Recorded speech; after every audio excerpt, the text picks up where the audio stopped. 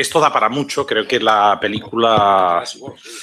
No, lo faré en castellà perquè jo també m'expreso millor en castellà. Mira, la película creo que estamos ante una de las obras maestras del cine contemporáneo actual. Yo creo que estamos a la altura de los grandes cineastas, de Dreyer, de Tarkovsky, con esta película. O sea, me parece que es una obra maestra. Cuando escribí la crítica, la película la vi en Roma en una presentación previa y ya dije, para los alejados de la fe resultará una película extraña, inquietante y con probabilidad incómodamente confesante. A los creyentes que esperan una película de vida de santos misioneros y mártires les resultará decepcionante por ambigua y falta de luz cegadora de conversión tumbativa. Pero para el que quiera pensar y creer, quizá le sumerja en un silencio habitado. Curiosamente, os cuento dos críticas que he leído. Me gusta mucho leer a Carlos Boyero porque no estoy de acuerdo en nada con él, pero es un apreciador de los críticos de cine más interesantes.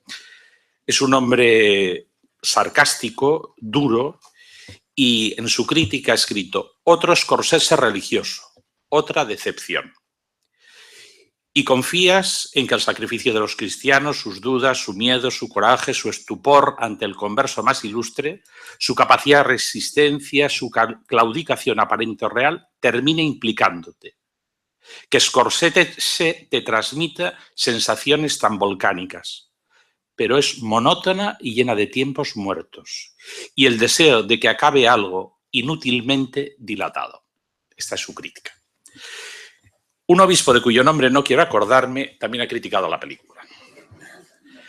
La realidad de la película es una proyección de una mentalidad relativista. Es una proyección de la mente atormentada de Martin Scorsese. Proyecto mi crisis interior en una película en la que se caiga en la paradoja de por qué seguir a Jesucristo, para seguir a Jesucristo es necesario que uno apostate. Y termine el mismo Jesucristo pidiéndolo al padre jesuita, el padre Rodríguez, apostata. Eso es un absurdo. Yo creo que esta película es una película errática, en la que en el fondo lo que se está proyectando es el relativismo de nuestros días. Es que hay que apostatar para salvar la vida de los demás.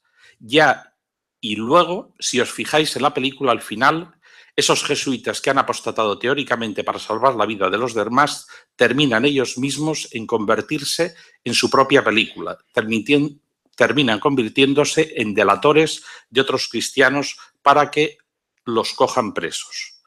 Aconsejo esta película a aquellos que no somos tan cinéfilos y que vamos al cine una o dos veces al año y que queremos una película redonda, que no haya ambigüedades ni cosas raras, pues no la aconsejo. Lo cierto es que en la vida siempre hay ambigüedades y cosas raras. Y pues lo cierto es que, en mi opinión, y esto lo irá diciendo el tiempo, porque esta película terminará, no solo por el director, también es una característica de los directores, sobre todo cuando van cumpliendo años, empiezan a acercarse a lo que son los testamentos fílmicos y suele ser las obras mayores de estos directores. Esto pasó con Manuel de Oliveira, que llegó a cumplir 103 años, está pasando con Clint Eastwood y está pasando con Scorsese. En este caso, Scorsese no ha hecho una película comercial, solo la han colado en los Oscar en la fotografía, pero es una película que es de intención del director. Esto quiere decir que aunque te gastas mucho dinero, porque una película es una cosa muy cara, es claramente intencionalidad de él. También, como nos decía Faust, estamos ante una película que se aupa en una grandísima novela, pero que es enormemente contemporánea porque la película plantea un análisis de la situación del hombre contemporáneo. Que esto es, en el fondo, cómo creer el hombre de hoy. Y esto es lo que, de hecho, en el origen del interés de Scorsese por la obra de Endo es que después de que hace La última tentación de Cristo, que es una película interesante porque La última tentación de Cristo es, de las películas de Jesús, la única que intenta el tema tan difícil, porque prácticamente la representación de Jesucristo es muy difícil, establecer la relación entre la naturaleza humana y la naturaleza divina.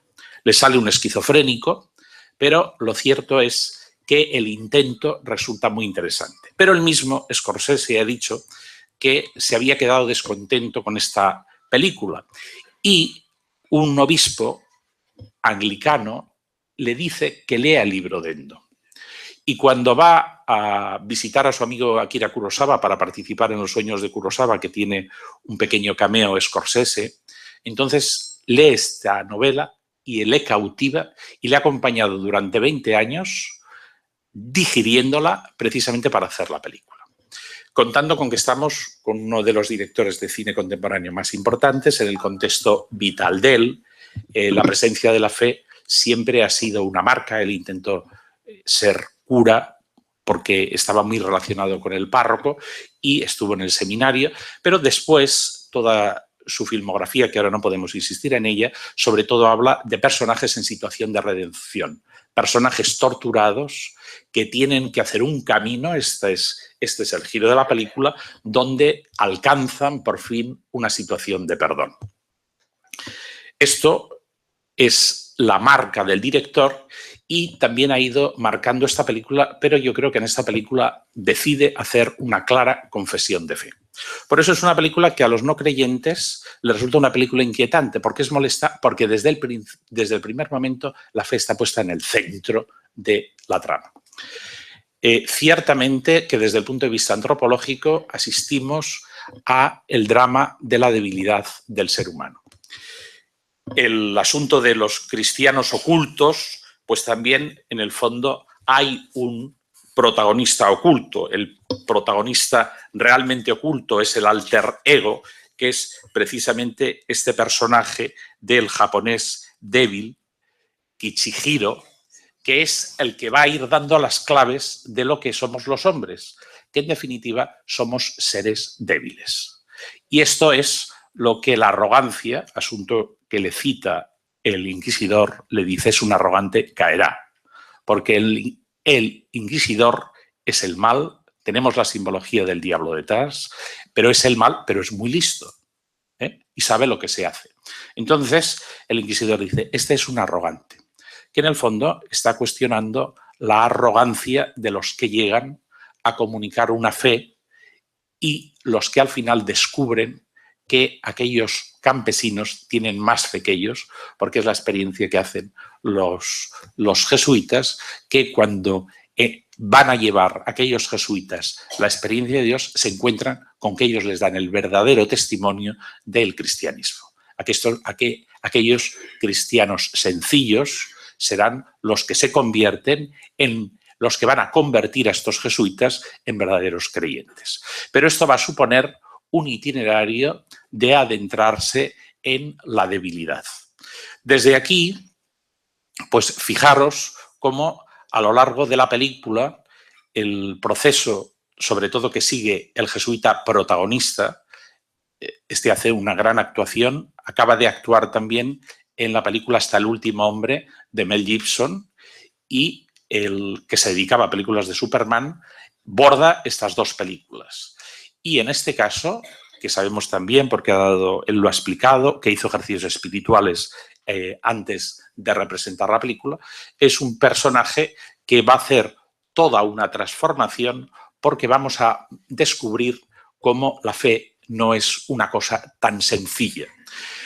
No hay que confundir el martirio con el heroísmo, sino que el martirio es un proceso de fe, y vamos a descubrir cómo este hombre va a ir asumiendo creer desde la debilidad y va a reconocer que precisamente en la debilidad él se va a reconocer en una nueva forma de ser creyente. Esto queda muy marcado. La película va más allá que la novela. Precisamente el cine necesita más la explicitud, pero en la secuencia final, spoiler, pero como es comentario, aquí están permitidos los spoilers, en la secuencia final, cuando vemos aquella cruz que ha dejado, en el icono de la imagen final de las manos de él, con una cruz hecha a mano por los creyentes japoneses e iluminada por detrás por el fuego que está ardiendo, es una simbología trinitaria brutal. Las manos del Padre en el Cristo y el fuego del Espíritu.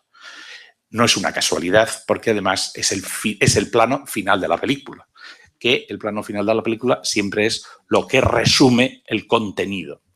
Entonces, desde aquí estamos viendo cómo este hombre que ha aprendido a vivir una fe en el ocultamiento, en el sacrificio del ocultamiento, y que incluso así transmite la fe a su esposa, que va a ser la que le va a dejar la cruz en las manos.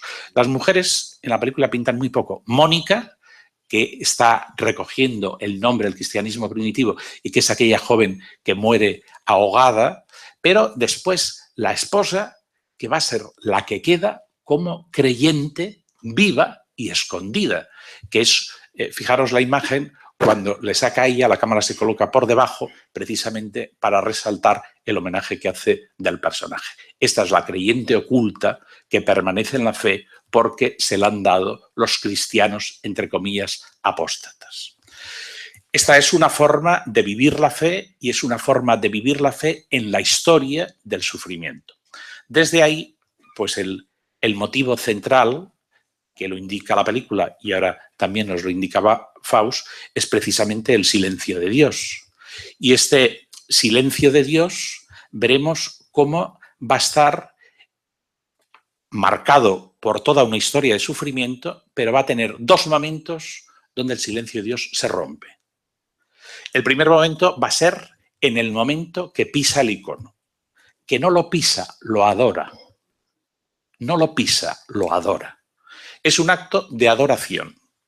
Los gestos le damos sentido, los símbolos tienen sentido y entonces él hace un proceso de transformación y no solo él, sino que luego iremos viendo cómo el pisar es para ellos adorar a Jesús. Entonces, en ese momento, Jesús le habla en off y le dice, písame porque yo he muerto por ti, para salvarte, písame. Y después vuelve a hablar Dios.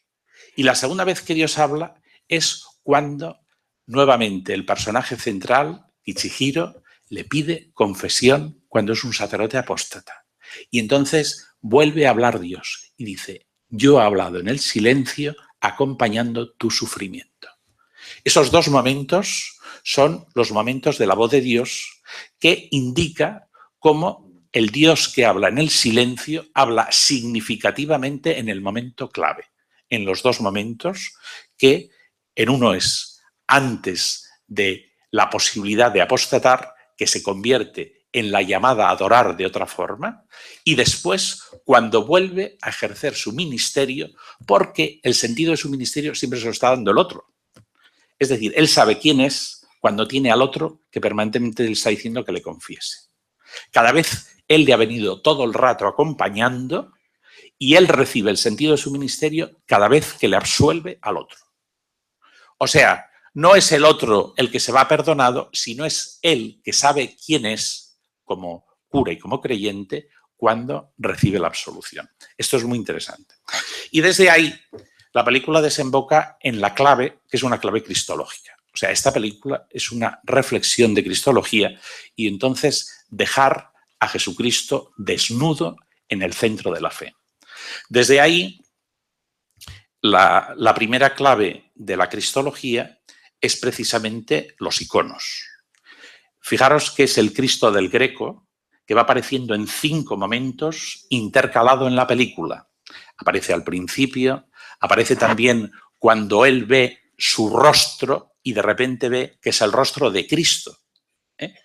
Aparece también al final de la película, va apareciendo y los iconos sacramentalmente se convierten en lugares de la presencia de Cristo. De tal forma que es muy difícil cómo presentar cinematográficamente la presencia de Jesús. Y Scorsese se ha servido del fumie precisamente para garantizar la concentración en la figura de Jesús. El personaje del jesuita Rodríguez es el personaje que en muchos momentos le vemos asociado al camino de Cristo. Le vemos asociado en Getsemaní, le vemos asociado subido al burro aquel cuando es apaleado, le vemos asociado también en momentos de cruz. Fijaros cómo la cruz aparece sobre todo brutalmente en la crucifixión en el mar, que es una de las secuencias más importantes del cine contemporáneo que yo he visto. La crucifixión en el mar, que además termina con el personaje que más ha resistido sobre tierra con los brazos en cruz. Y terminan cantando un himno de alabanza para ir camino del paraíso. Estos son los verdaderos creyentes y ahí está marcada la fuerte presencia de Cristo, que se convierte en el protagonista. Cristo está muriendo con ellos, por eso toda la referencia cristológica, y Cristo desde ahí les está salvando. El paraíso, que va apareciendo permanentemente, es, pero de verdad habrá un paraíso donde no haya sufrimiento, donde no tengamos hambre. Esta es la propuesta de salvación que está ofreciendo. Y desde ahí vamos viendo cómo el personaje protagonista se va asociando a Cristo y va participando de la vida de Cristo. Esta va a ser la que va a marcar la clave de intensidad de la película. Es la asociación a Jesucristo y es precisamente esa asociación a Jesucristo la que marca el jesuita, que al principio parece convencido de que tiene que ir porque nadie puede apostatar, al jesuita muerto que tiene el Cristo entre sus manos. Este es el recorrido de un cristiano que ha sido acompañado por Cristo y transformado por Cristo en la muerte. Desde aquí yo creo que esta película es una peregrinación espiritual, creo que hay que verla varias veces, creo que dará para hacer, por lo menos en la facultad haremos un curso sobre ella porque da para mucho, porque además todos los encuadres están muy buscados. Por ejemplo, es curioso, pero en el momento en que estos dos personajes van a confesarse mutuamente y absolverse mutuamente en la secuencia final, hay una puerta detrás, pero en la puerta hay una cruz de la que cuelga una cuerda que hace la figura de un crucificado. Está buscado clarísimamente, pero eso es un crucificado. Allí no puede haber una cruz, porque están ya en la situación de apostasía. Pero allí hay, en el fondo de aquella confesión mutua, está presente el crucificado. Pero escondido, escondido. Solo cuando la ves la tercera o la cuarta vez ya te das cuenta de que ahí está poniendo un símbolo. Desde ahí, pues me parece que es una película estupenda para profundizar la fe. Creo que exige lectura y profundización y creo que también pues, es una ocasión estupenda para hacer ejercicios espirituales con esta película porque dará de sí mucho. Gracias, Pedro. Muy bien.